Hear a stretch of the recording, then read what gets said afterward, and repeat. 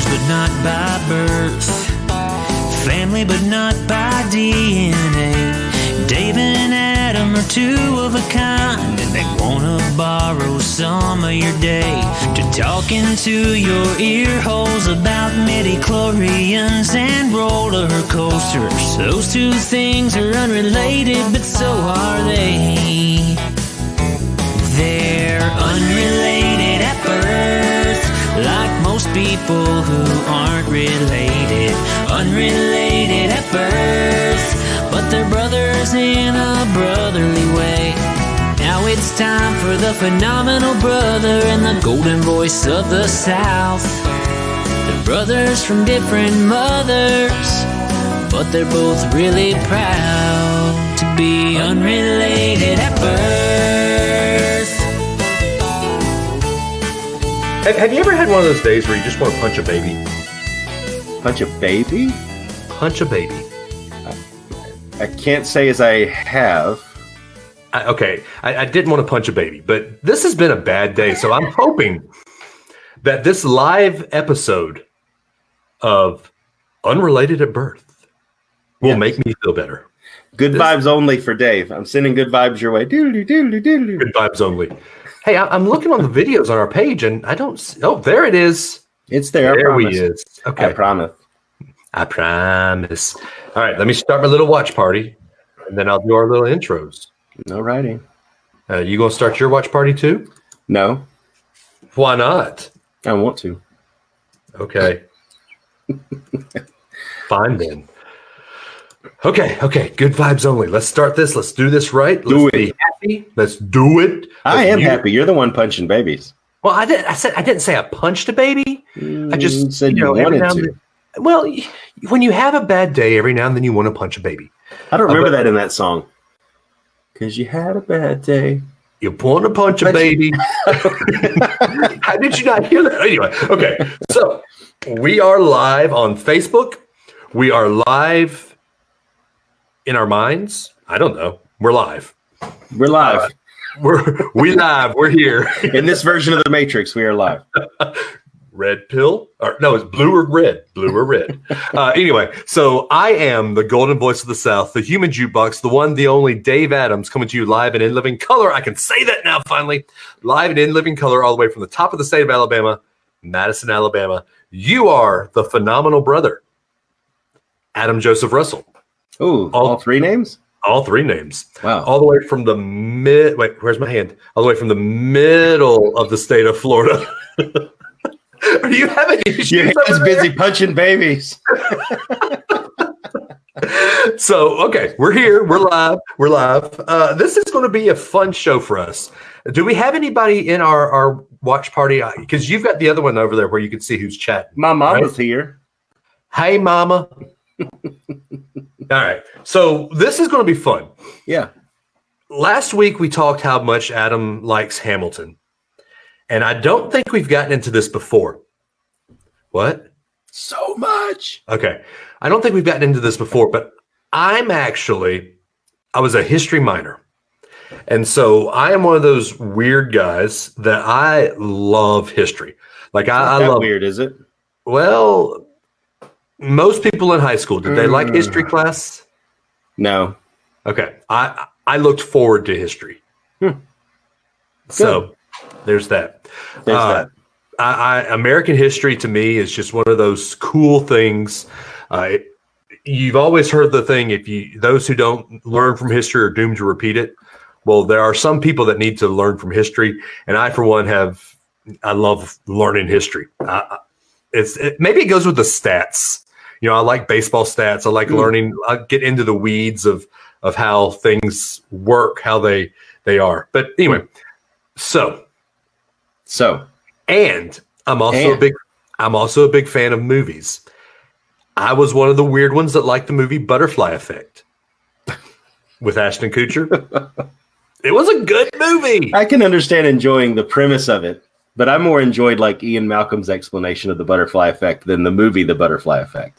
Okay, well, still. So Jurassic Park, that 5 seconds in Jurassic Park, then Ashton Kutcher for more than an hour would be my personal choice. But okay, anyway. But okay, so let's mind meld all three of those unrelated topics together. We're going to do the unrelated at birth mind meld. Punching it all together like we're smushing a baby's head. I'm concerned for your welfare right now, sir. Please, let's get into the good vibes. Okay, good vibes only. Okay. Anyway, so what we're going to do tonight is we've got 4 topics in history, 4 to 5 topics. Well, there's 2 that could go off in a different tangent. What would have happened if? So the first one we want to talk, like I said, we're big into Hamilton. But part of Hamilton is the start of the birth of the nation. Washington steps down as president in his second term. Yes.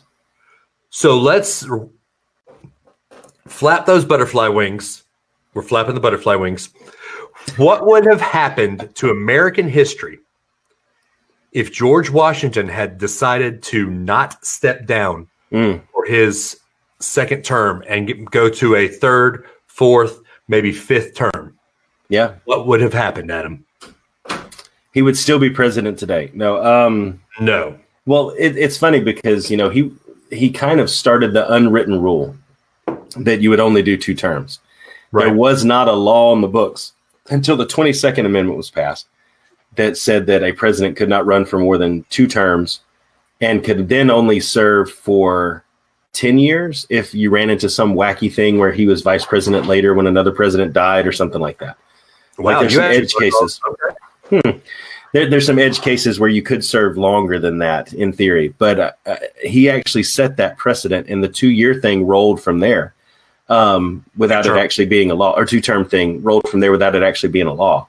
So if he had gone for a third term, people wanted him to. They didn't want him to step down. So I think third term, you're good.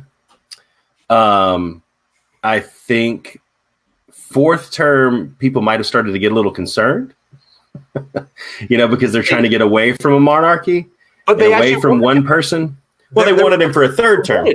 Who knows what would have happened? But there was people that actually thought about wanting him to be a monarch. Yeah. I don't think that ever would have really flown, though. But what would have happened to American history is we have a very higher likelihood that we would have had significantly fewer presidents than we've actually had. Right. I think that's the first effect. John Adams probably wouldn't have been president. No. Thomas Jefferson probably would have been the second, I would say. And in other scenarios that you play out, Hamilton could have even been one of the second or third had not things played out differently for him. But I think that unwritten rule kept us there. And I didn't realize this fully until I did reading. And Kyle says, thanks, FDR. But FDR actually had won a fourth term and passed away a year into it. And that guy would have just kept going. And so it's funny to look at some of FDR's vice presidents because not Truman, but the one before him, Wallace, was very, very progressive. Like, he was into mysticism and like very progressive. No, not numismatism. Numismatism. Did not collect coins.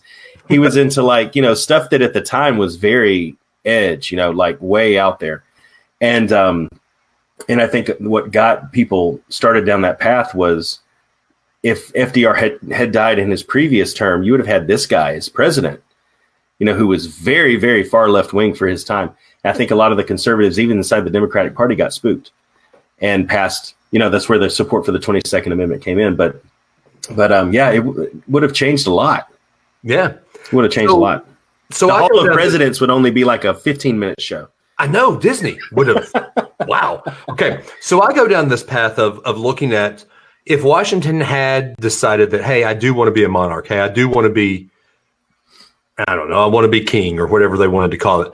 You have to remember there were people that actually wanted to abolish Congress after the Revolutionary War. Yeah. So if they had abolished Congress and just set up George Washington as the commander in chief, but didn't have the checks and balances that were in the Constitution. Yeah. But you still abolish Congress. Where do these checks and balances come from? Washington could have done whatever he wanted.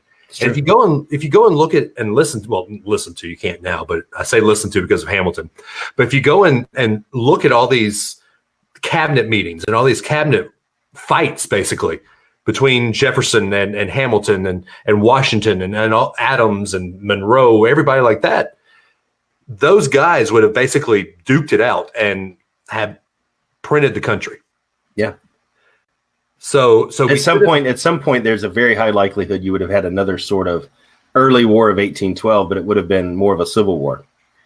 I mean, I think you could have likely had some division and a dissolution of what they worked so hard to build. So, yeah, exactly. And really, you know, you don't like the mixtape for Hamilton, but I do, of course. Yeah, because you know I like rap. But so the Roots, the very first song on the Hamilton mixtape, I've got to, because I can't remember the guy's name, but there's a painter that painted the John Trumbull, the famous picture that you know where they're all waiting in line to sign the Declaration of Independence or sign the Constitution. That's not how it was. Those men were actually at each other's throats, and it took the room where it happened, all these compromises to really form this country. Yeah. So I say if Washington hadn't have stepped down for his second term, third term, fourth term, fifth term, however he wanted to do it, I think that Washington probably would have been there till he died. And once Washington died, you know, they were worried about when the Democratic Republicans took over, when Washington stepped down or when Adams did not win the election. They were really worried that there was not going to be a peaceful change of power. Mm-hmm. Yeah. If the Washington step down didn't happen and he was there for like 5 terms, wherever, until he died, there probably would not have been a peaceful change of power. It's true. It probably would have been a very, very tough change of power. Well, lucky for us, George Washington didn't even really want it in the first place. No, he didn't. I mean, he literally, I read a book about what he did after, and he actually surveyed to determine if the Potomac could be used as a major waterway like the Mississippi River. Yeah. And he spent most of his time doing that. That's what he wanted to do. He stepped away from the most powerful position in the world of a brand new nation to go survey a river to see if it would help America grow. Well, I mean, it would have helped. It helped him too, because it was on right. Oh, no doubt it would have helped him too. But I'm just saying, can you imagine anybody that's in political power today stepping away to go be a surveyor and to go back to the job they did when they were younger? It's unbelievable that he was actually, you know, had not only the humility to do that, but the forthrightness to do it so that the country benefited from it all these years later. Not that he knew that would happen. Well, but it really helps the whole thing. So one of the other, anybody talking to us in the other one? I know Kyle was talking earlier, but nope, that's it. Everybody's being quiet. On to the next. They're getting educated. They are. Hey, we're doing our education tonight. All right. So a little backstory on this, not just by the musical. I've been nerding out this week. I've been toying. A couple months ago, I got into audible.com, and I've been listening to books. I think I've gone through 6 Star Wars books in the last 4 months. Yeah. And I started toying with the fact of listening to my history books on this. And I got the tickets to see the Hamilton play, Room Where It Happened, all that stuff. I thought, let's see what the Hamilton the Hamilton biography is. Well, the what's the guy's name? The Ron Chernow official biography of Hamilton. It's 36 hours. I decided to bite the bullet, and I'm 10 hours into it now, and it's amazing. I can't stop. Is that a 1x speed or like 1 1/4? Oh, that's 1x. I mean, that's the full thing then. That's the full thing. I mean, it's so, his story is so gripping. I mean, a guy who basically should have died in a hurricane, should have died from black fever, I'm going to cuss, but this is the actual term for this. He was a bastard. I mean, his father left him. His mom's original husband was a punk. Yep. I mean, and just a horrible person. He lucked into it because his brother became someone else's apprentice, and he started working on the charter companies in St. Croix. And just as luck would have it, he figured out how to get himself off the island. And then he became one of the most powerful men in the country. It's amazing. His story is amazing. It is. The one thing that is romanticized in the musical is his relationship between his wife, Eliza, and his sister-in-law, Angelica.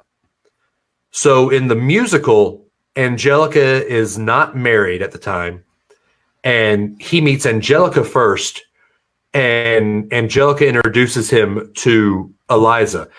In the musical, even though Angelica loves Hamilton, she knows because she's a Schuyler sister, and she's the only sister Philip Schuyler has no sons. She has to marry rich. That's a load of bull. Philip Schuyler had sons. At the time that Hamilton met the Schuyler sisters, Angelica was already married, and he actually met Eliza, and he loved Eliza, but really it was more of a, I've got to marry you for money and then move up. But she was the oldest child, though, right? Angelica was, yes. Yeah, that was one of the three fundamental truths. If you're a big Hamilton fan, at the exact same time. But I mean, anyway, she was the oldest, so she did have a little bit of that she had to do, whether or not she was the son. But that's she the funny had to thing. Continue that. It was her responsibility to but continue that. But that's the thing. She actually eloped with a guy that her parents hated. So she just married to marry. So the three fundamental truths of the exact same time thing, that's a load of crap too, because she actually married just to get married. But so what isn't a load of crap in the musical, and what really did happen in real life, Angelica and Hamilton actually there is some question whether or not they had a love affair. They did love each other. Whereas Eliza and Hamilton were married, and Eliza was basically, she wasn't as headstrong and book smart as Hamilton. Angelica was a true, basically Hamilton's equal. Yeah.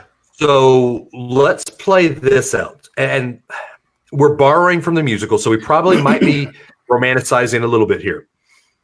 But there's a line in the musical where they go back, and Angelica and Hamilton go back and forth. You've never been satisfied. I've never been satisfied. You're like me. I've never been satisfied. So that you could take that two ways. You could take that mentally, or you could take it the way that it's probably inferred. So let's play this out now. What if Hamilton married Angelica, and what if Angelica wasn't married when Hamilton met her? What if Hamilton married Angelica and Eliza did her own thing, so she's never married to Hamilton?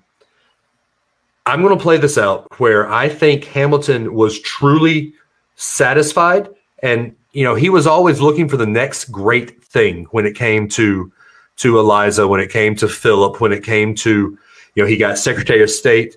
No, he got Treasury. He wanted Secretary of State. When Washington left the presidency, he tried to keep him in the presidency just because he wanted to stay in power. He was always trying to fight for that next rung. I think that if Angelica and Hamilton got married, you would still see Hamilton in politics, but he wouldn't have been the workhorse that he is in history now. I think he truly would be satisfied with his lot in life. And yes, he would have stayed in New York. I don't think there would have been the Burr-Hamilton rivalry, because I think that rivalry, why is that word so hard to say? Rivalry? It's like soy sauce. Soy sauce. Yeah, I think that rivalry was truly that one-upsmanship. Burr and Hamilton, Hamilton was never satisfied with his lot in life, so he was trying to get above everybody else. If he's satisfied at home, there's not a Philip death, so his love of duels wouldn't be around. I truly do think that Hamilton probably would have been president there, because there wouldn't have been that sex scandal. There wouldn't have been, because we do know that Hamilton was the first political sex scandal. So I don't think that would have been a problem. And then Jefferson wouldn't have had dirt to tell Hamilton, hey, get out of politics. I think Hamilton would have followed Washington as president. We wouldn't have had John Adams. And the whole stepping down after 2 terms thing was a gentleman's agreement. Washington was humble. Hamilton's not. Yeah. So I think Hamilton would have stayed. Whoever the son of Hamilton probably would have followed. Yep. We can't say Philip. I mean, it probably would have been Philip because it was Angelica's father. Yeah. But there's no Louisiana Purchase. There's no. The states would probably be less powerful than they are because he. I don't know if I'd go that far though. Well, he was a country guy. He was all about the country. Yeah. Jefferson was states. He wanted Virginia to. So his whole thing is, why does Virginia have to take on New York's debt? Yeah, exactly. Yeah. So he wanted the states' rights to really reign supreme. Slavery would have been abolished immediately instead of letting it fester until 1818 or whatever it was. Letting what? So slavery. Oh, yeah. Slavery, because they would have, they tabled it and said, all right, we're going to bring this back up in 30 years. Yeah. That wouldn't have happened under Hamilton because he was all about abolishing because of his love for, what was his name? His best friend. I just finished the chapter. The guy from South Carolina. Anyway, James starts Madison? with L. No, he hated Madison. Anyway, all right. So that's my theory. Yeah, I with somebody who's that history worried. Guy. Oh yeah, when somebody's that worried about their legacy, I honestly don't. The Reynolds pamphlet and the whole scandal around that may not have gone about the same way. I honestly think, though, that at some point Hamilton would have, for better or for worse, found a way to do himself in a sense.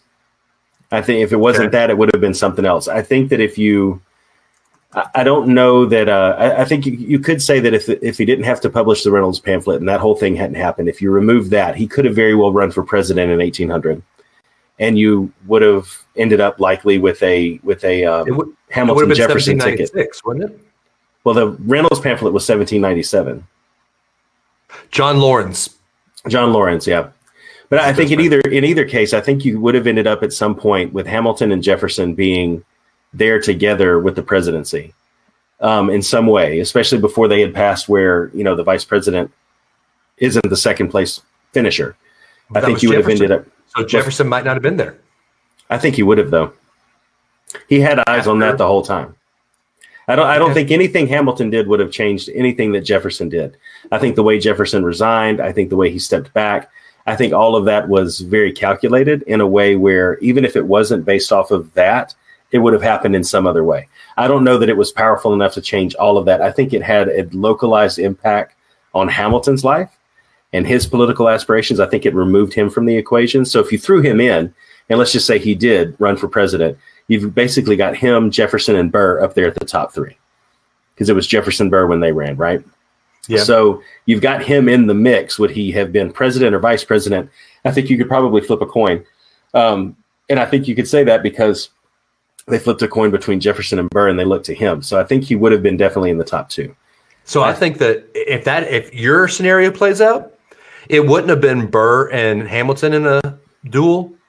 It would have been Jefferson and Hamilton. It could have. That's very likely. It could have been. Yeah.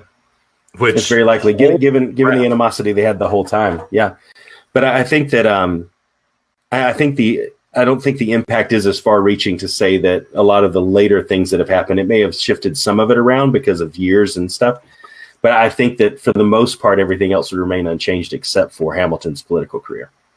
Really? Yeah, I do. Because I think you're talking about the same group of people. You've just removed one person.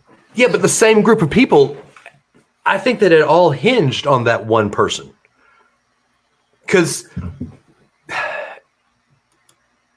looking at the story, listening to the story, it seems to me that he really wanted to stay gone from, he didn't really want to get into politics. He just wanted to stay in law. And then he got brought into politics when Aaron Burr and him were going back and forth, and when Washington called him in to say, hey, be my Treasury Secretary. So I don't know. I think he would have stayed home. I think he would have stayed home when he was going to be the Treasury Secretary. So you think he wouldn't have even gone after Treasury? Yeah. Yeah, I don't know. I don't know. Given the ideas that he had and the way that he fundamentally just created from nothing the entire financial system that we have today, that was in there, I don't know that he could have not put that out there.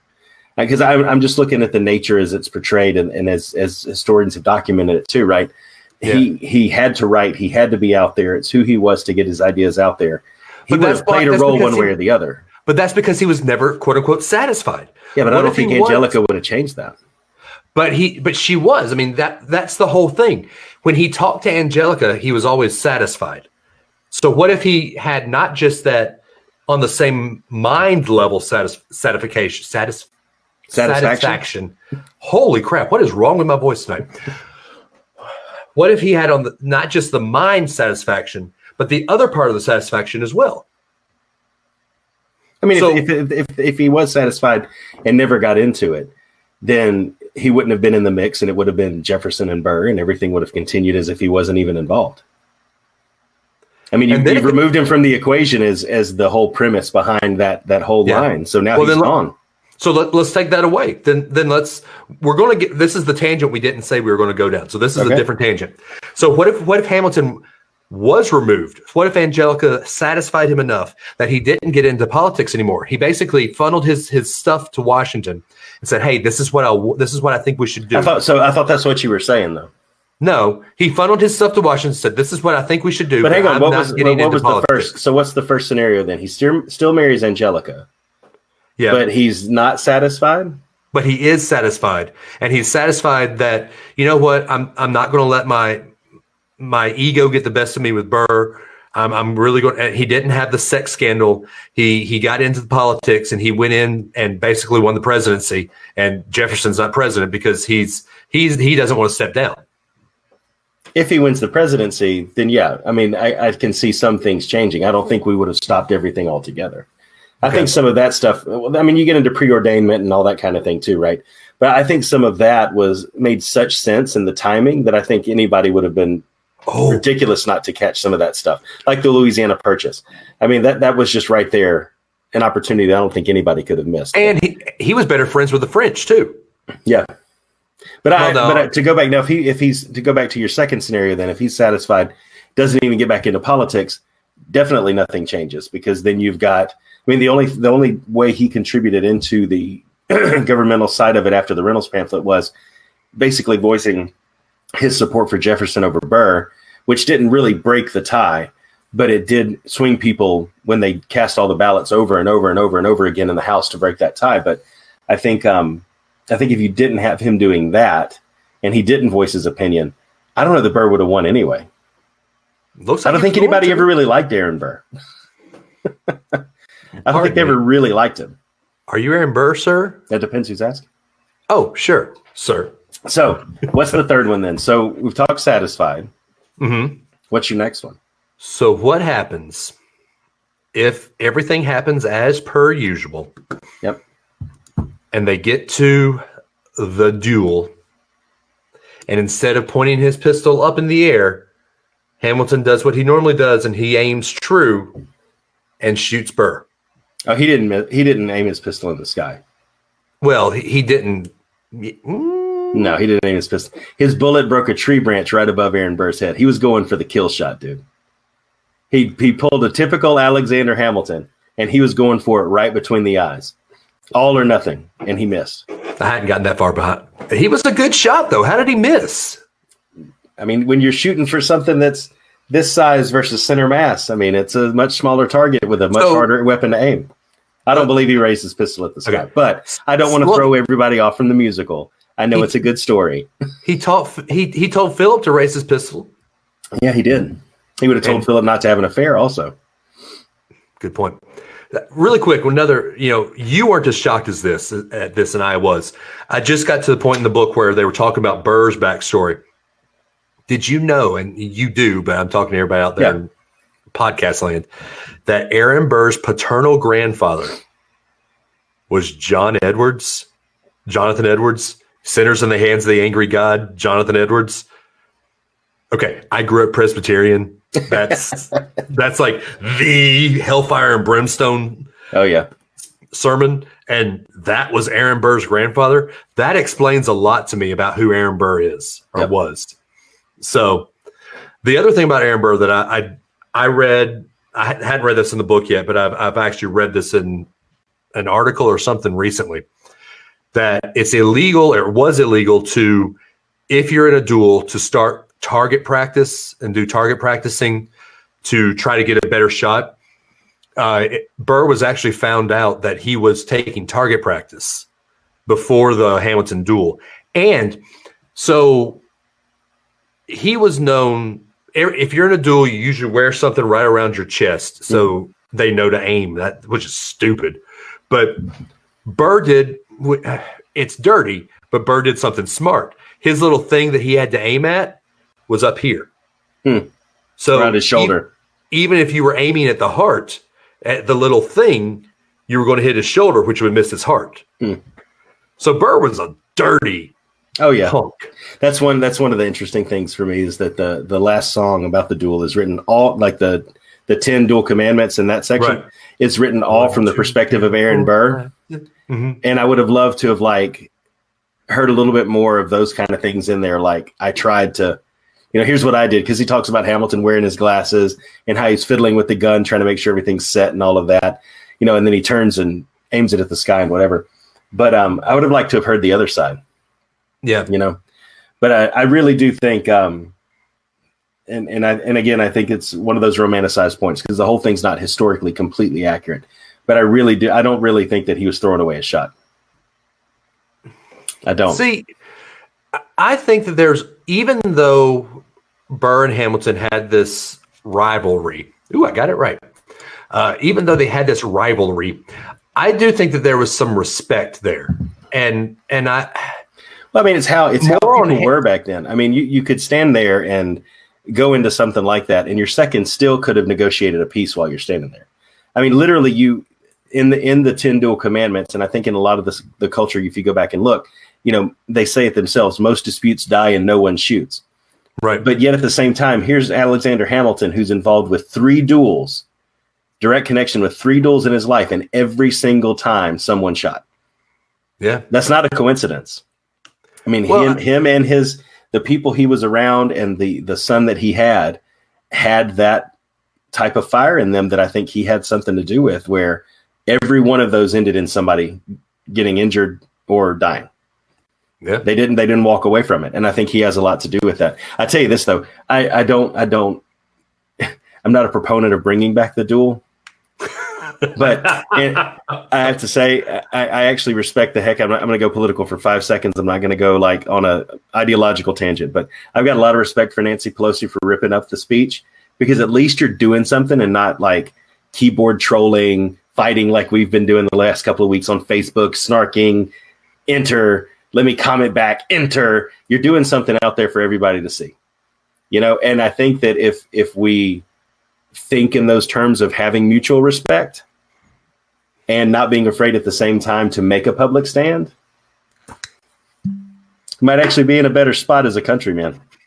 So I do not say we should bring back dueling, but the idea behind it, that I am going to take a public stand for something I believe in, there's something there that we need to get back to. Did we just go political? No. Okay. No. I don't have to drink straight out of the bottle. No. I'm just saying there's something there, that respect piece that you talk about. Even if you don't respect the person. 1792, that bottle was evidently made around the time that. Anyway, I think there's something about the way that we hide behind the screen and the keyboard today that I think we've got to get away from. And the last couple of weeks on our pages have really brought that to light. All right. What's next, Dave? Oh, you don't have to get anything out to read. I'm done. Okay. So we didn't even get into, all that. Okay. So what if Hamilton had shot Burr? This one's tough for me, because Hamilton wasn't in politics anymore. No. I don't even think he was a lawyer anymore. Yeah, he was basically being a family guy. It was quiet uptown. No, I think, honestly, I don't know that either of them had significant, well, obviously Hamilton didn't, but I don't think that Burr had a significant contribution after that. That was kind of his great defining moment at that point. And Burr went out west and was tried for treason. Yeah. So, that's the thing for me where I think that was the punctuation at the end of the story of both of their lives. Whoever got the period and whoever got the comma, I don't think it really changes anything. Okay. Well, here's one that would change. We're going to go into 2 more deaths, and you know who these 2 are. What if Lincoln had gone to a different play that night? Or what if the Secret Service did its job and James Wilkes Booth didn't get into the box? John Wilkes Booth, sorry. Okay. Wow. History minor. Thank you. What if John Wilkes Booth didn't get into the box? So here's my thing. Lincoln had just been reelected to his second term. Trying to see if I can do this. Okay, I'm going to do this the politically correct way and not the way I think that would have gone down. Okay. So Lincoln had just been reelected to his second term. Restoration would have gone a lot easier than it did. Andrew Johnson was probably one of the worst presidents that the country's ever had. He was the first impeachment. He was acquitted. There has been no president removed from office. So Johnson was incredibly tough on the South. I think that if Lincoln had been there, the South would have had ushered itself back in a little bit easier. Jim Crow might not have been as prevalent. I think the reason Jim Crow was there, and sometimes can still be, but the reason it's there is because of how aggressive some of the carpetbaggers and the people that were helping the South get back to the country were. So you know this just as well as I do, Adam. When you do a punishment on your kids, do they love you? Yes, they love you, but do they act like they love you at the time? Do they think that that's for their betterment? No, not in the moment. Right. It's the same thing with the South. So the North was punishing the South, and the South pushed back. So I think that pushback would have been a little easier. Now, am I saying that the civil rights movement wouldn't have been needed? No, because there had to be a culture change. But that culture change would have been a little bit easier than if Lincoln was there. Yeah, I agree. I think that, easier from a certain point of view, because, Johnson basically just gave him everything back. Yeah. He basically said, here's all your property except for slaves. And that caused the Northerners to pitch a fit. Yeah. And I think that one of the interesting things that would have been fascinating to see if it played out was his 10% plan, because Lincoln was going to be lenient. His plan was going to forgive and pardon all Confederates. And every state would have to redraft a new constitution. Alabama finally would have had a new constitution. Holy crap. Yeah. But I think the thing was that he would have required at least 10% of the Confederates in any given state, I think it was, to pledge an allegiance to the Union. Mm-hmm. And I think that would have been a bitter pill to swallow. I think the low number was like, okay, it's like 500 people back then, right? I think it was definitely an enticement, and it was like hey, we need to get this over with. Completely different approach from Andrew Johnson. I don't know though. I struggle with Abraham Lincoln's presidency a great deal. And are you going to get into where I didn't want to get into? No, this isn't a South's going to rise again kind of thing. It's not that at all. What I struggle with Abraham Lincoln's presidency is if you apply what he did in any given situation, whether regarding the North, the South, Civil War, or World War II, when he suspended habeas corpus, I think that. Are you going to get some reading material out? Okay, good. I've got all the time now, folks. Suspending habeas corpus, I think, was a step too far. And I know that in wartime, there's certain measures that have to be taken. But I think that overall, that's one thing that I think just showed that, man, if Reconstruction hadn't gone well under Lincoln, what would have happened? Woody would have forced it. Okay. And I've turned that question back over to you, reader. That went better than I thought it was going to go. No, it's. I mean, seriously, I do struggle a lot with that step being taken, and it's actually I actually have a book, and I've always wanted to read it. I just you have a stack of books, and it's like this is number 3 on the list, and then something else goes on top of the stack, right? But it's what if Lincoln was only injured and was assassinated, and the United States gets back together. And something in the power shifts, and they actually brought Abraham Lincoln up for impeachment. Ooh. Could he have actually been brought up for impeachment because he actually went against the Constitution in some of his decisions? And I honestly think that I know mentally we don't want to go there because he was a unifier. He got us through the Civil War, and I think he did a lot for that. But he technically could have been impeached under the way it's written in the Constitution. And that's a lot heavier subject to think about than a phone call or a one sentence under oath like Clinton. We impeach over trivial things now. That's serious business that anybody could have been arrested for any time without even being told what they were being arrested for. Yeah. So it's just a fascinating thought exercise because if he hadn't been, I don't know that that the plan would have worked as well as he wanted it to. I agree. So I agree. All right, so we're running short on this time because, well, I guess our next topic's kind of short. But here's the last one that we need to talk about, and I think this one has a lot of implications for, well, both of us because of where we live.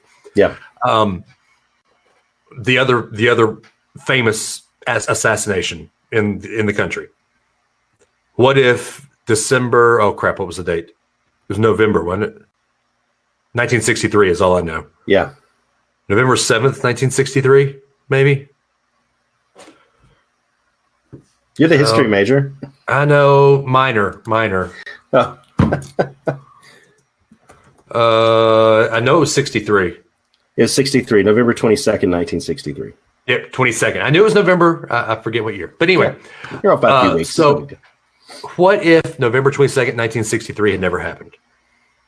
Now, if we want to get into it, Stephen King actually wrote a book about this, and it's actually really good. It is a really good book. If you haven't read the book, I suggest you go to Hulu and watch the miniseries.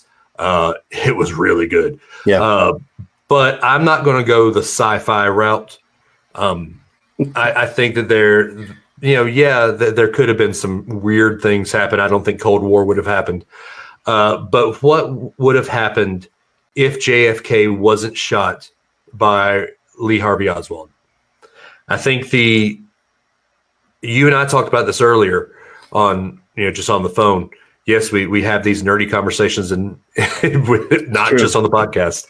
I think that the space race would have been pushed up a little bit further. He was very much, let's do it this decade. Yes, I brought it back again. Decade. I think that we would have stepped on the moon before 1969. I think probably before his second term was up. Remember, he was only allowed 2 terms because of the 22nd Amendment. Yep. If there was somebody that was going to surpass that 2-term limit, it would have been JFK because he was, like you said, he was a movie star. He wasn't, but he was. I mean, it was Camelot. The country loved the Kennedys. Yeah. So a lot of Kennedy's success, and I apologize to anybody offended by anything I'm saying about former presidents. I feel like I have to give that disclaimer now before I give comments. But I honestly think a lot of Kennedy's perceived success, good or bad, was because of who he was. I mean, it was the time of the Beatles, and it was the time when the media was in a position where it could sweep the nation in just a few days. People could see video as it was happening. And well, if you want to get into it, look at what JFK really did. The Bay of Pigs, that was one of the most failed operations in U.S. history. Well, and I think the nuclear missile crisis with Cuba, that was a pretty close call. That was the Bay of Pigs. Well, the whole thing, I mean, overall, like the way that it ended in them actually signing the partial treaty and all of that was really close. And I think the only thing that stopped it, I don't know that it was JFK. I think it was the idea, because you got to think this was just now coming to fruition. Okay, we dropped a bomb on Hiroshima. Now nuclear warfare is this big thing. Everybody's proliferating their weapons and all this. I think that's when someone finally realized, wow, mutually assured destruction is a real thing. Yeah. And I think that's what stopped it more than JFK. Because JFK had a very, I don't want to say Obama-esque because that's really not a fair portrayal. JFK had a very different way of thinking about foreign policy than Eisenhower would have, right? Yeah, JFK was let's be nice and let's just have diplomats and let's give them food and support through the Peace Corps and let's bring the nations up. And sometimes there's just some people that don't want to be helped. Sometimes there's just people that don't, that soft touch is not going to be the thing that does it for them. And I think that touch, exactly, the silk touch, as you say in Minecraft. Mm-hmm. But I think that there might have run a point where that type of foreign policy just wouldn't have worked anymore. But I think mutually assured destruction was the thing that got us, that saved the day then. I do think there would have been significant advancements in the space program. Yeah. While he was there. Let's talk bad. So we sweep all of his innuendos under the rug. If he was in there for another 4 years, would his sex scandals, would they... You're using that word a lot. Can you stop using that word, dude? Real. Well, I've used it for 2... You're making me uncomfortable. Well, it happens. I mean, it's politics. Stormy Daniels. Would his... Inside joke between me and him right now. Would his... Stormy Daniels, Marilyn Monroe, would that have come to roost? Would Jackie O have come out and said, "Hey, look what's happening to your president, or with your president"? I think there would have come a point, whether it's mob connections, whether it's what ended up happening to Marilyn Monroe, drug overdose, right? Right. In air quotes. It's like Kennedy being shot by Lee Harvey Oswald. You can put all that in air quotes. Right? But I'm just saying the whole thing. Now, hang on. I'm not saying that I'm a proponent of that. What I'm saying is that the whole thing, from when he started, tell me you're not a grassy knoll person. From when he started all the way through, and people he was connected to, there's a lot of questions and a lot of things. What I believe ends up happening in a situation like that is that where there's not information shared and definitive proof shared, it creates a vacuum, and something is going to fill that vacuum. Something's going to fill that vacuum. And what fills that vacuum is people saying this clip of video shows that, this clip of video shows that, and theories start to abound when you can't definitively prove something at the end of the day. So for me, I think eventually Kennedy's bad connections and what I don't believe is a correct foreign policy would have eventually caught up to him had he still remained president. Okay. I agree. I mean, I think that eventually it would have just been too much. But I mean, I'm reading a book now called American Moonshot, and it's about how Kennedy grew moonshine, American Moonshine, no Moonshot, and it's about how White Lightning, exactly how Kennedy, and it talks about Werner von Braun, talks about Werner von Braun and all these guys, and how rocketry came forward at it right when JFK was growing up, and how they kind of grew up together. The science and the messenger behind that science who owned the purse strings of the government at the right time. And one of the things it talks about is every time he went out to Cape Canaveral and looked at the rockets and they were showing him stuff before a launch and all the tests and all that, he always wore sunglasses, like your Ray-Ban type sunglasses, when people didn't really wear that style of stuff back then, only in Hollywood. And it was that movie star persona and that glitz and glamour way that he handled things that made a lot of people listen to what he said. And I think, like I said, eventually that would have just caught up to us. I don't think it was sustainable. But because the 22nd Amendment existed for reasons we've already hashed through, limited to 2 terms, the damage probably would have been minimal, but still eventually it would have just been too much. But okay, I'm looking at the timer. We actually have a timer today. We do. we're at 49 minutes. We are. So I'm going to throw one more out there that we didn't talk about, but we're going to talk about it. Okay. And we're going to do this short. Then we'll do a Virgil Asks the Question, and then we'll wrap up. And then we'll do we're going to talk about guilty pleasures. There are some people out there that mentioned Spice Girls. My wife mentioned following like famous people on Instagram and just scrolling through Instagram. We're going to talk about that maybe next week, but this got really interesting. I don't normally like doing one topic shows, but this got interesting. Yeah. Okay. You mentioned his name, and because of where I live, this is a tough topic. Wernher von Braun was a Nazi. Yeah. Developed rocket technology for him. Developed rocket technology for Germany. Yes. Nazi Germany. Yes. But he said it in a book. Now, I don't know if this was him saying this just because he's here now or was here now, but Wernher von Braun said that he was doing it just because he wanted to get to space. It's true. And he wasn't doing it to kill Americans, death to the infidels. He was doing it truly to further space race. I don't know that the timeline fully jives with this statement I'm about to make. And there was a time, okay? There was a time. And I'm not saying that I'm not justifying it anyway. There was a time that the Nazis were the ruling party of Germany. Germany had to have an army. Every nation has an army. And Nazis were not who we knew them to be. At the time that Wernher von Braun was developing that rocketry, they were invading Poland, but they had not yet started to bring Mein Kampf and all of that fully to fruition. Well, they were still invading Poland because of Mein Kampf. No, I know, but what I'm saying is like the atrocity side of it. Like they hadn't started exterminating people in mass quantities yet. So I don't hold Wernher von Braun completely accountable, because I think that he was holding his nose, like a lot of people are talking about. How could you vote for Trump if you're a conservative Christian? Or how could you vote for that person if you're this? I think sometimes you have to hold your nose to a reality to be able to do something that you believe is for the greater good.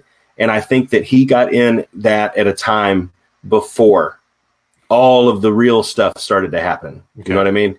And I think that once he saw that, that's when he made his exit and actually absolved himself of that. So let's do this revisionist butterfly effect history. Please. What if he never really got wind of the concentration camps and all that stuff, mm-hmm. and he never saw a chance to defect to the United States? Yes. What if von Braun had stayed a Nazi?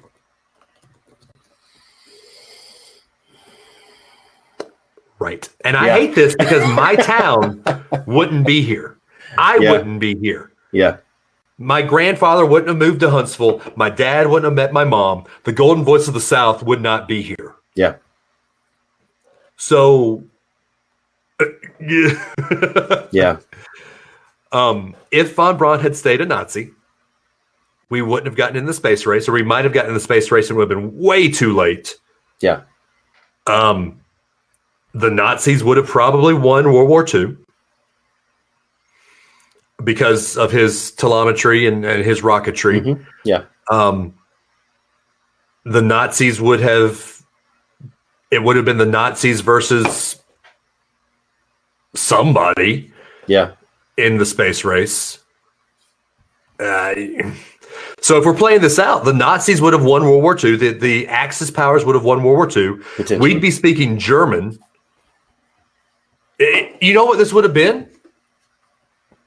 This would have I don't know that we would be speaking German. No, this would be that. What is that show? Man in the High Tower. Man in the High Tower. Yeah. Castle. Yeah. Man in the High Castle. Something like that. Yeah. My friend Jeff Kramer said if he stayed a Nazi, my family would be speaking German because Jeff's family is Italian. Yeah. So, Jeff, your family probably would have been speaking Italian because the Italians were on the same side as the Nazis. So, your family would have stayed in Italy. Yeah. Yeah. That's a tough one.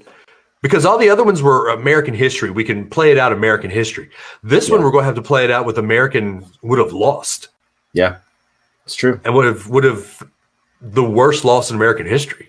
Well, and the funny thing about it is that I was reading up on this too just now, but more people died building the V2, building it, than actually were ever killed by it.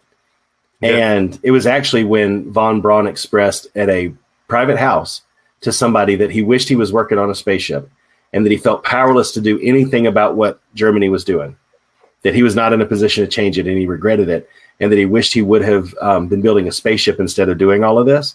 He was actually arrested right after that because they considered him to be defeatist and he wasn't towing the party line. And that's what led to him leaving, was expressing that in what he thought was confidence to somebody else. But I don't know that he would have had an opportunity to leave had the Nazi party not arrested him for one single comment that he made. Yeah. So Jeff said his dad's grandfather, so his great grandfather, was on the rocket team. So they wouldn't have. Oh wait, on the rocket team for von Braun when he was in Nazi Germany. Jeff, you come on now. There's a story there. Well, I know. So his grandfather, his mom's dad, is Italian. Yeah. So I need to hear some of these stories, Jeff. You need to start typing, buddy. Anyway, he said yes. Yeah. Jeff. Jeff didn't do anything. No, I need stories. Anyway, you knew as a history buff, Jeff. How do I not know this? But you are very correct that it is a very interesting topic to have a building named after a town. Town named after somebody who has ties back that deep that wasn't actually running from them, but was forced to do it, Yeah. But I mean, how many people do you hear every day, that have a political party doing something that is not obviously not right? Say, well, what are we going to do about it? It's just, it's the way things are, Right. And we feel that way today. And I know it was on a much, much grander scale back then, but they felt the same way. What are we really going to do about it? I'm powerless to change all this. Jeff said his great grandfather's official paperwork says for exploration by the U.S. government. Wow. I'm speechless, and anyway. It's tough because in one hand, this man that this town idolizes, really, he did so much for the Americans and the space race. I mean, he built our space race. Yeah. But on this hand, as Randy Travis says, on the other hand, he's a Nazi. I mean, what do you do? I mean, what do you do? A man that you and I look up to, Walt Disney, was best friends with him. Yeah. So, but not while he was in Germany. But here's another thing. This is another road we go down. If there is no Werner von Braun, there's no Disney. Tomorrowland was all Werner von Braun. There still would have been Disney. There wouldn't be any Tomorrowland. There would be no Space Mountain. There would be no Astro Orbiter. All of that was Werner von Braun. We would have been fine. We'd be speaking German. No, wait a minute now. No, wait. No, we can't go from if there was no Werner von Braun, there would be no Disney. We'd be speaking German. No, we can't make that leap. Disney would have been fine, but had Werner von Braun stayed and the V2 been successful, it would have been Mickey Mouse. Okay. Wow, we spent a whole hour on revisionist butterfly effect history. How about that? I probably could have gone a lot longer. Yeah. All right. Anybody say anything in the comments? No. My dad's texting. He's got a couple of things. He said that we need to research when we have some time the Venona project. Venona? So that's one history thing we might be able to talk about later. Okay. So there you go.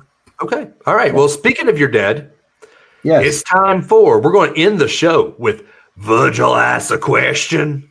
I don't know. There you go. Did I do it right that time? You did it right this time without me prodding you. Good job. All right. What is Virgil's question this week? And it will lead us into next week's topic. That's right. This was going to be our transition to guilty pleasures. That's a two-part. It's almost like a two-parter. We won't spend the whole show on guilty pleasures, though. Oh. All right, so here we go. Virgil asks a question. That's a question. This is this week's question. It's a two-part question. The first part is, are you a fan of the History Channel series Curse of Oak Island? If you are, that's great. If not, if you've watched the show. The second part of the question is, what treasure do you think they will eventually find? Or do you not think they'll find anything? So that's it for this week. You guys have a great week. Bye. So first off, huge fan of Curse of Oak Island. I don't really watch it. I mean, I fall every now and then I do, but yeah. I used to watch it thinking, oh my gosh, they're going to find gold. They're finding all this stuff. Now for me, they're starting to really uncover structures, which I think have much more archaeological and historical significance than treasure, right? Because I think if you dig a hole and you find treasure, they would leave the island and you never know anything. But these structures that they're finding now actually look like there may have been some kind of shipbuilding or ship offloading and unloading operation on the island. Well, it's in Nova Scotia, right? Yeah. Okay, so it's not American history. No, it's Canadian history, but it has ties to all kinds of countries that they found, Right. And mostly European at this point. But I think that for me, it now is more about that. To the second part of the question, I don't know that there is anything there to find. I think that much like the California gold rush, people moved out there looking for gold. They settled because they found gold. They built towns off of it, and now California is as populous as it is because of that. If there was something there, I think people would have gone there. They would have found it, possibly have, been some sign that they found it. It would have been recorded somewhere. I just, to think that Knights Templar probably dropped something off and just left and we're like, oh, I forgot about that. I forgot I put the Ark of the Covenant in a hole in the ground in Canada. I think that's a little far-fetched, but the archaeological side of it, I think, is fascinating. So here's the thing. There wouldn't be all those booby traps if there was nothing in the hole.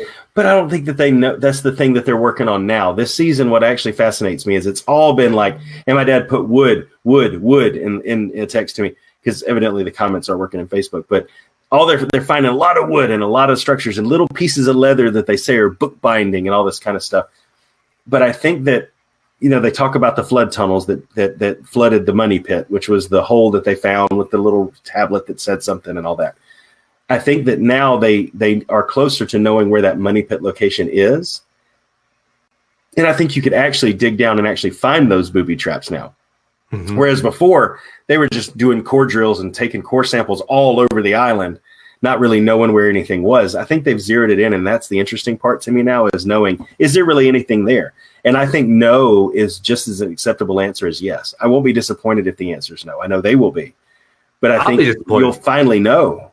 But this is the thing. Okay, so I'm going to close it out by saying this, unless you have anything else to add. No, but for me, this is your show. Here's the treasure I think they'll find. Oh, dear Lord. Knowledge. And knowledge at the end of the day is worth its weight in gold. Dave has muted his video. I don't know if have you muted your sound as well? No, I'm here. Unhide your face, man. Wow. That's the stupidest thing. No, I'm just kidding. Well, if that ain't a load of crap, I don't know what it is. If there ain't no gold, I ain't interested. If there ain't no treasure, I don't want none of this. All right. So if they want to get a hold of the show, besides our Tuesday evening lives, we're going to figure out what's going on with the Facebook comments. Besides our Tuesday evening lives, 8:30 every Tuesday, guys. Yep. Be here, be square. See you Tuesday. Tuesday Night Live. Anyway, if they want to get hold of the show, we don't have many calls anymore. No. Call the birth line. What is the birth line phone number, Adam? 650-UAB show. Spell it out on your keypad. Those dulcet tones will make it ring. You'll hear a brief message. Those dulcet tones are from here. Well, that's what those dulcet tones should make people want to hear, the tones on their phone. And then it'll ring. You'll hear a message. You'll hear a beep. And then you can leave a message. We'll play it on the show. We'll talk about it. We'll probably embarrass you greatly. No, we won't do that. Yes. mean, you hear somebody that calls in the show every week. Virgil Asks a Question is on the birth line every week. Every week. Every week. And we still waiting on Sherry to call. Sherry, where are you, Sherry? I don't know how to mute my video. Or else I would do that. Where are you? Anyway, all right. All right. So socials, you see them on the page there. The Twitters. The show is at Unrelated or Not Related Bros. Wow, I did it wrong. It's even right in front of me. At Not Related Bros. I am at DAdams419. He is at Runtide Run. Instagram, Unrelated Birth, DAdams419, Runtide Run. Find us on Facebook. Like us, share us, comment how good we are on Facebook. Yeah, please. Yeah, Kyle gave us a good review, a glowing review last week on Facebook. We appreciate that, Kyle. That was really cool of you. Blair gave us one already. Go on Facebook, give us a 5 out of 5. Tell everybody how good we are. We appreciate everybody sharing us because the more people that listen to us, the more we have freedom to do more things because more people find us. And that's right. It's all about those aggregate aggregators, whatever you call them. Aggregators. See, I had it right, sort of. Yeah, sure. James, I will shut up. I will make a promise to you. This week by Friday, there will be a poll on the Unrelated at Birth listener group about Patreon.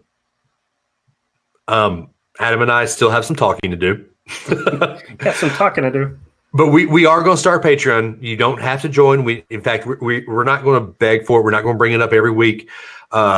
It's just all about the show. Yep. None of the money that you would give us would go in our pockets. It would go right back into this show. No. This is supposed to be a get-rich-quick scheme. No. It's all about putting it back into the show for the people. Fine. Unrelated Birth is for the people, man. Fine. We're for the people. We're like Alexander Hamilton. We're for the people. There's a million things we haven't done. Just you wait. Yeah, Alexander Hamilton was also the Secretary of the Treasury. I was ready to be the treasurer. Just you wait. That's the treasure on Oak Island is our listeners' money. I'm kidding. We got a couple of options that we're going to put out there. Just choose A or B. Even if you don't think, even if you're not going to do anything, just choose A or B, what you would be most likely to do. That way we can make a choice. Sounds like an eye exam. 1 or 2. 1. 2 or 3. Or about the same. About the same. 2 or 5.